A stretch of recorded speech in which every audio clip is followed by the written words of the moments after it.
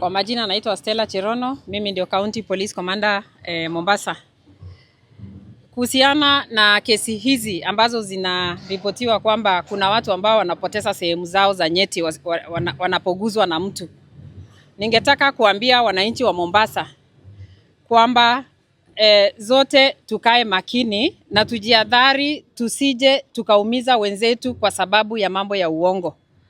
Kwa kawaida kama kuna kesi ambayo labda mtu anaona kwamba amekosewa, tusichukue sheria mikononi mwetu. Ripoti kwa polisi, wacha polisi wachunguze ili tupate kujua ni ukweli ama ni uongo. Kwa kweli tumeyaona hayo mambo yameripotiwa sehemu za Likoni, sehemu za Nyali, hapa town Mombasa pia yamekuwa reported. Lakini ile makosa tunafanya ni kwamba sisi zote ambayo hata hatujui ni nini inafanyika, tunamshambulia yule ambayo anasemekana kwamba ni yeye amepoteza ameguza mwenzake ili sehemu zake za siri zipotee.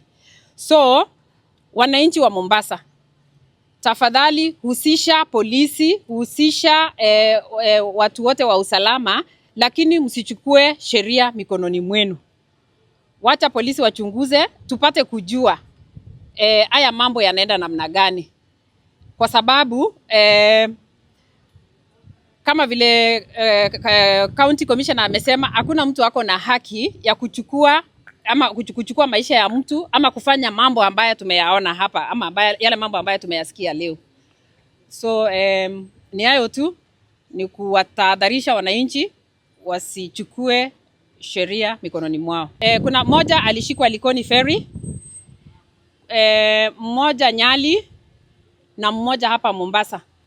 Kuna wengine pia imesemwa lakini bado tunazifuatilia na hawa watu tutawashika wote. So kama wananchi wako na ripoti yoyote ambayo labda haijafikia polisi, tunaomba ya kwamba mtuletee ili tupate kufuatilia na tuchunguze.